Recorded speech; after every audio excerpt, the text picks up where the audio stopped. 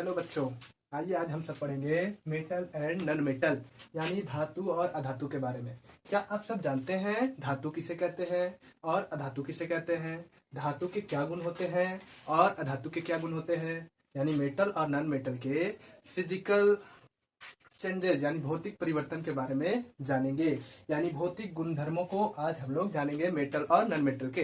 Sir, metal जो होते हैं धातु में पहली बात ये होती है कि एक चमकदार होती है। धातु कैसी होती है?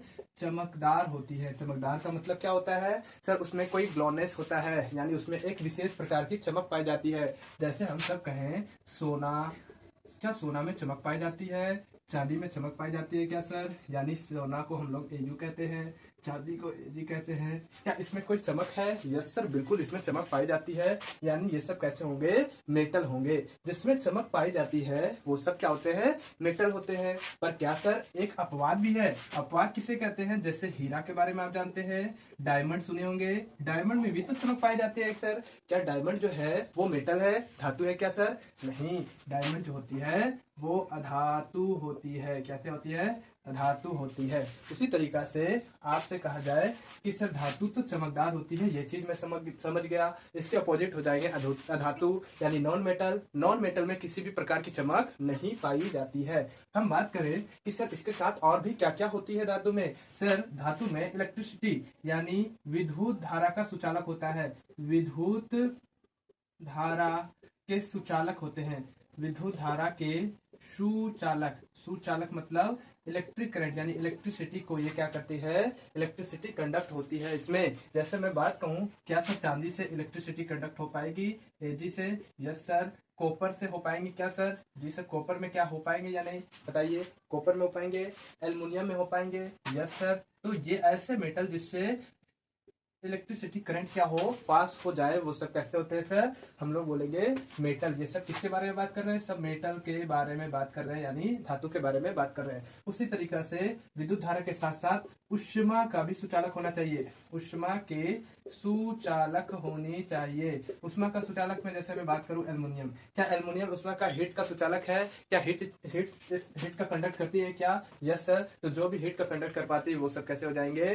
तो कह देंगे सब वो सब हमारे मेटल है। पर मैं आपको एक एग्जाम्पल देता हूं जो अपवाद है। ग्रेफाइट। ग्रेफाइट कैसे होती है? ग्रेफाइट से तो इलेक्ट्रिक करंट पास हो जाती है सर। क्या ये मेटल कहलाएंगे? नहीं सर। ग्रेफाइट कैसी है? नॉन मेटल है। नॉन मेटल का मतलब अधातु है। इससे आपका इलेक्ट्रिक करंट पास तो होती है, बट ये मेटल नहीं होकर के कैसे है? नॉन मेटल है। उष्मा का सुचालक बताया जिससे हीट जो है हीट को एब्जॉर्ब कर पाए। जस्ट एग्जांपल अगर मैं दूं, अगर के एक रोड लेता हूं और इस रोड को आयरन में जैसे बोलो Fe, आयरन को जब हीट करेंगे, यहाँ पे हीट करते हैं यानी उष्मा देते हैं, हीट जब करते हैं तो एक छोर पे गर्म करने से धीरे धीरे धीरे धीरे ये पूरा जो रॉड है वो गर्म हो जाती है। तो कहेंगे कि सर उष्मा का सुचालक होता है आयरन, यानी आयरन भी कैसे गुण को शो करता है सर? मेटेलिक बिहेवियर शो करता है। उसी तरीका से और भी क्या होता है सर, जिसको डक्टिलिटी बोलते हैं हम लोग। डक्टिलिटी का मतलब क्या होता है? तन्यता होता है। क्या होता है? तन्यता। यानी मेटल में कैसी गुण पाई जाती है? डक्टिलिटी यानी तन्यता की गुण पाई जाती है। हम मेटल के जैसे एयू, सोना के एक छोटे से 25 ग्राम सोना से कई मीटर लंबी पतली तार में परिवर्तन कर सकते हैं, जिसको तन्यता या डक्टिलिटी के नाम से जानते हैं। उसी तरीका से हम लोग जानते हैं 5 नंबर में कि और भी क्या होता है सर, जिसे आघात वर्धन्यता कहते हैं। आघात वर्धनीयता। आघात वर्धन्यता किसे कहते हैं सर? आघात वर्धन्यता उसे कहते हैं जिससे पतली सीट के रूप में परिवर्तन कर सके। जिसे पतली सीट के रूप में परिवर्तन कर सके, जैसे टीन वगैरह, टीना वगैरह जो है, इन्हें पतली चादर पीट करके बना सकते हैं सर। तो ये भी कैसे हो जाएंगे? आघात वर्धन्यता की गुण पाई जाती है, उसको भी हम लोग कैसा कहेंगे? मेटल कहेंगे सर। सर और भी क्या गुण होते हैं? Yes sir. मेटेलिक साउंड यानी धात्विक ध्वनि। धात्विक ध्वनि, धात्विक ध्वनि की बात करें यानी जब मेटल को हम लोग पीटते हैं, मेटल को पीटने पर धात्विक साउंड आता है, प्रोड्यूस होता है। आप सब देखेंगे पीतल के बारे में जरूर जानते होंगे। पीतल जो होता है एक ऐसा मेटल है जिसको पीटने पर धात्विक साउंड उत्पन्न होता है। जैसे मंदिर में लगी घंटी को जब आप एक बार बजाते हैं या स्कूल में लगी घंटी को जब आप बजाते हैं तो कुछ लंबे समय दूर तक एक कंपन सुनाई देती है, जिससे हम लोग धात्विक ध्वनि कहते हैं। तो हम सब जाने आज मेटल और नॉन मेटल के बारे में। सर, क्या आप बता सकते हैं कुछ ऐसे भी मेटल्स होते हैं जो क्या करते हैं, जिससे हम लोग आसानी से चाकू से काटा जा सकता है? जी सर, ऐसे भी मेटल्स हैं। जैसे मैं बात करूं आपका सोडियम के बारे में, सोडियम हो गए, पोटेशियम हो गए, लिथियम हो गए। क्या सर ऐसे धातु के बारे में जानते हैं? ये मोस्ट रिएक्टिव एलिमेंट है या क्या है, बता सकते हैं? यस सर, सोडियम, पोटेशियम और लिथियम जो होते हैं बहुत ही मुलायम धातु होते हैं। कैसे धातु होते हैं? मुलायम धातु होते हैं, जिससे हम लोग किससे काट सकते हैं? नाइफ यानी चाकू से आसानी से काट सकते हैं। चाकू से काटा जा सकता है, काटा जा सकता है। क्या सर कुछ और भी आप गुण बता सकते हैं मेटल और नॉन मेटल के? जी सर, आपको बता दे कि मेटल जो होते हैं वो हम लोगों को किस स्टेट में पाए जाते हैं? तो मेटल हम लोगों को सॉलिड फेसेस में पाए जाते हैं। कैसे फेस में पाए जाते हैं?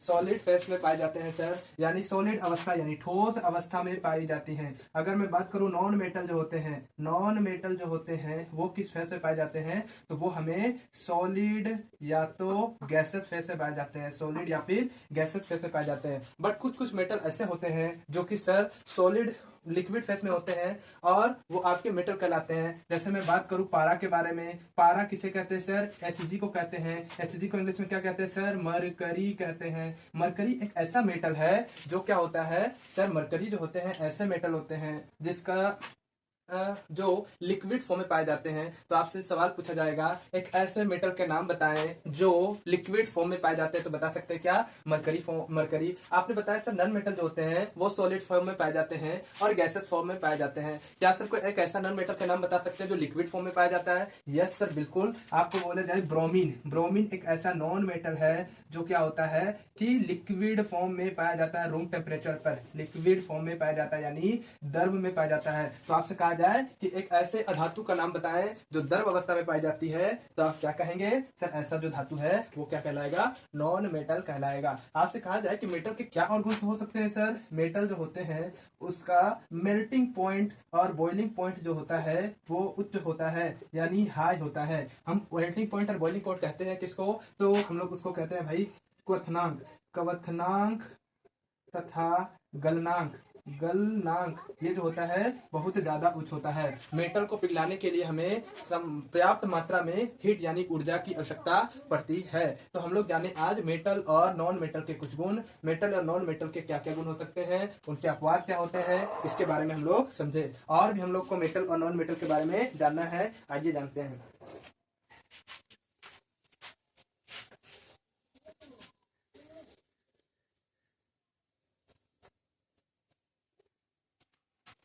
जो मेटल होते हैं सर जी, जो मेटल होते हैं वो मेटल क्या करते हैं? ऑक्सीजन से रिएक्ट करते हैं। किससे? ऑक्सीजन से। और मेटल जब ऑक्सीजन से रिएक्ट करते हैं तो बनाते क्या है सर? मेटेलिक ऑक्साइड बनाते हैं। मेटेलिक ऑक्साइड बनाते हैं। मेटेलिक ऑक्साइड यानी मेटल ऑक्साइड बनाते हैं, जिसे धातुक ऑक्साइड के नाम से जानते हैं। जैसे मैं बात करूं कॉपर, मैंने आपको कुछ एलिमेंट दे दिया जैसे मैग्नीशियम, एल्यूमिनियम, कॉपर, सल्फर, है ना। और कुछ ऐसे एलिमेंट को देख करके आपसे कौन बताओ कौन मेटल है कौन नॉन मेटल, बता सकते हैं क्या सर? सीधी सीधी बात कहा जाए, जैसे सल्फर, सल्फर कितने नंबर में आते हैं? 60 नंबर में। सल्फर को अगर आप तोड़ेंगे तो क्या होगा? 2 8 10 6 16। जिसके भी अंतिम यानी सबसे लास्ट वैलेंस शेल इलेक्ट्रॉन 1 2 3 होता है वो सब मेटल होते हैं। बाकी जिसके लास्ट में 6 7 8 आते हैं उसको हम लोग नॉन मेटल कहते हैं, यानी सल्फर कैसे हो जाएंगे? नॉन मेटल हो जाएंगे। अगर बात कर जाए कॉपर के बारे में, कॉपर कितने नंबर में आते हैं, बता सकते कोई? कॉपर कितने नंबर पे आते हैं सर जी? कॉपर 29 नंबर पे। आपके अनुसार तोड़ा जाए 2 8 10 8 18 26 2 28, लास्ट में कितने वैलेंस इलेक्ट्रॉन बन रहे हैं? 2, यानी कह सकते हैं मेटल है। सर जी और एक मैं बताऊं, मैग्नीशियम आसान सा ले लूं। मैग्नीशियम कितने नंबर में आते हैं सर? 12 नंबर पे। तोड़ू 2 8 और 2, लास्ट में कितने इलेक्ट्रॉन है? 2, यानी कहेंगे सर ये कैसा है? मेटल है। अगर बात करूं एल्यूमिनियम के, सर एल्यूमिनियम कितने नंबर में आते हैं? 30 नंबर पे। अगर तोड़ू इसे 2 8 10 और लास्ट में कितने वैलेंस इलेक्ट्रॉन आ रहे हैं? वैलेंस इलेक्ट्रॉन नहीं, लास्ट के यानी लास्ट ऑर्बिट में जितना इलेक्ट्रॉन 1 2 3 रहेंगे तो मेटल, और इसके अलावा 5 6 7 रहेंगे तो नॉन मेटल होते हैं। तो एल्यूमिनियम के लास्ट में कितने आ रहे हैं? लास्ट में वैलेंस इलेक्ट्रॉन यानी लास्ट के ऑर्बिट में कितने इलेक्ट्रॉन है? 3 है, यानी ये कैसे हो जाएंगे? मेटल हो जाएंगे। तो मैंने आपको कहा कि जब सर मेटल को ऑक्सीजन के साथ रिएक्ट करते हैं, जैसे मैं कॉपर ले लूं और कॉपर को ऑक्सीजन के साथ रिएक्ट करूं तो क्या बनाएंगे? कॉपर ऑक्साइड बना देंगे, CuO, यानी कैसा बन गया भाई? मेटेलिक ऑक्साइड बनाया गया, यानी कॉपर ऑक्साइड बनाया गया। मेटल के और भी क्या गुण हो सकते हैं सर, बता सकते हैं आप? जी कुछ कुछ